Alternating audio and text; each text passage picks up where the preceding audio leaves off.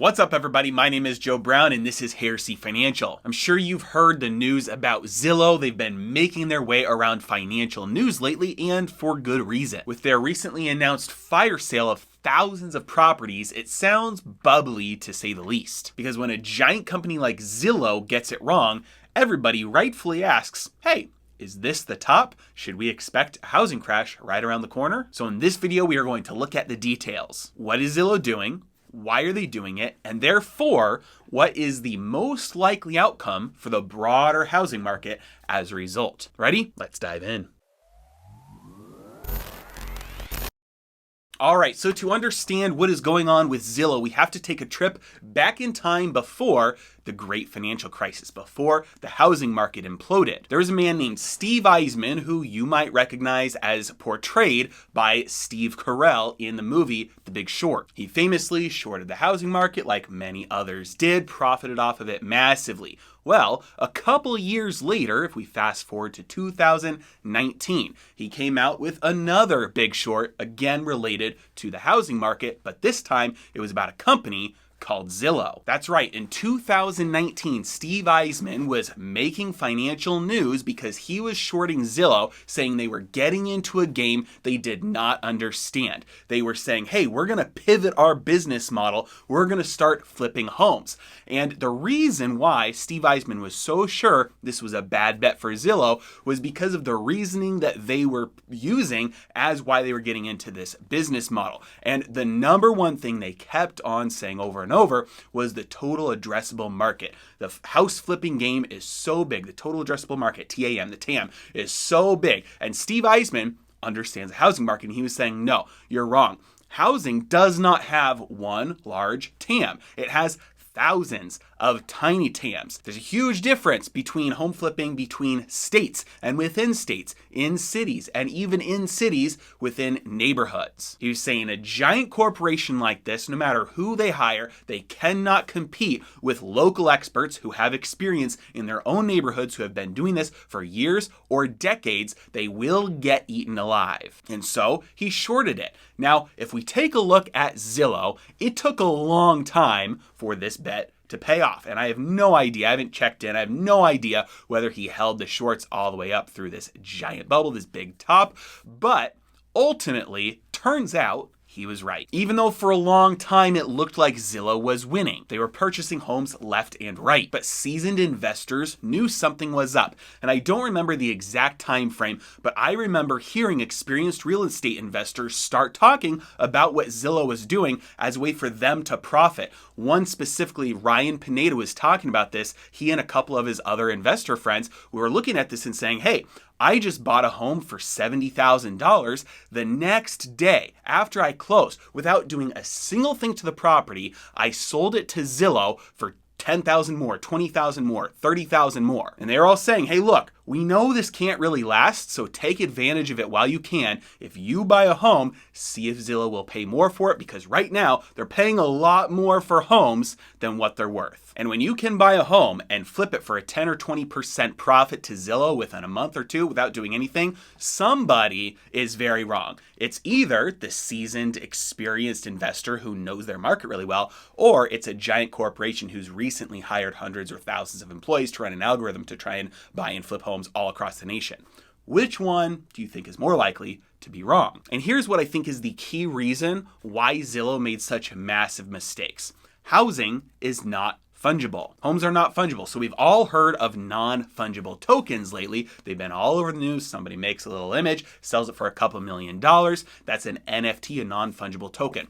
What does the word fungible mean? It means it is exactly interchangeable and identical to everything in its series. So think of something like the US dollar. Your $1 has no differences than my $1. They are exactly identical. They have no qualitative differences between them. They are the same thing. They can be interchanged, and there are no differences between any of the $1 out there. Same thing with shares of a stock. You own shares of Amazon. They are fungible. They are exactly identical to all other shares.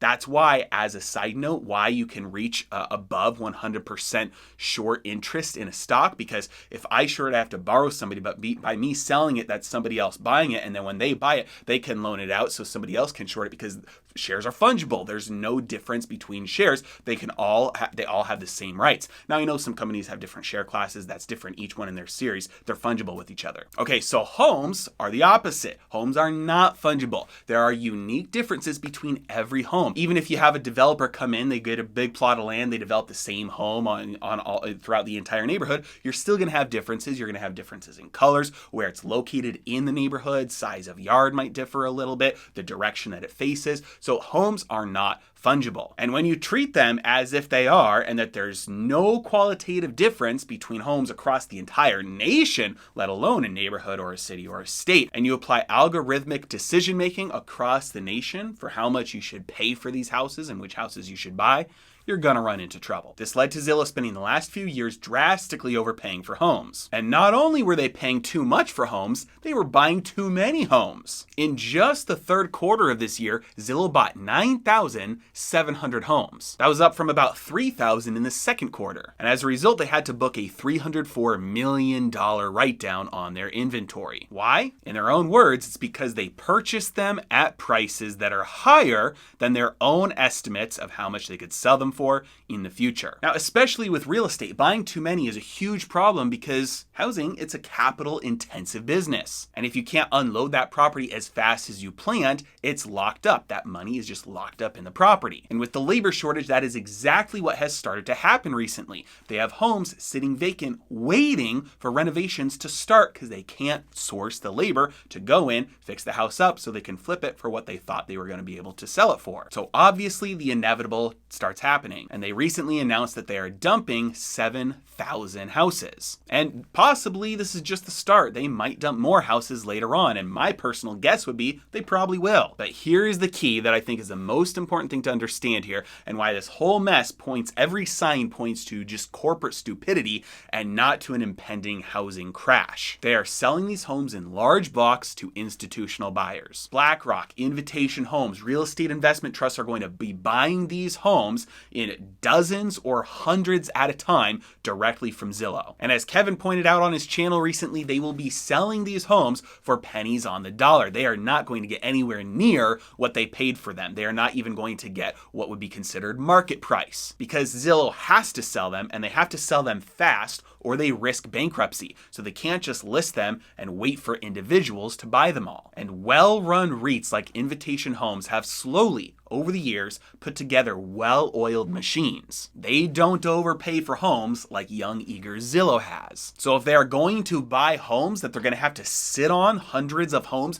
wait for the renovations to be done, they are going to get a good deal on them. And they will get the good deal because Zillow has to sell. So why does this matter? Again, as it always does, it comes down to supply and demand. A lack of inventory has been what has been driving the housing market up for a decade, ever since after the financial crisis, new development fell off of a cliff. And as a result of Zillow's stupidity, there will be no inventory spike. You won't see these homes for sale. Your real estate agent won't be coming to you and saying, hey, let's buy this house, great deal, Zillow's selling, because they're not putting these houses on the retail market. They're selling them in big blocks to institutions. So there's no inventory spike, putting a giant amount of supply onto the market. There is no downward price pressure as a result. But here is the worst part. And it's what I've been saying is the problem with real estate for a long time, the real housing crisis. We are turning into a nation of renters or landlords. All these institutions and even landlords who have a couple or even a couple dozen properties, they're like black holes. They soak up supply and they never sell. All because of the Federal Reserve's easy money policies that allows the cheapest credit to flow where it is needed the least. Fewer and fewer people are owning the homes that they're living in, and we are going to get to a point, there will be a turning point somewhere here,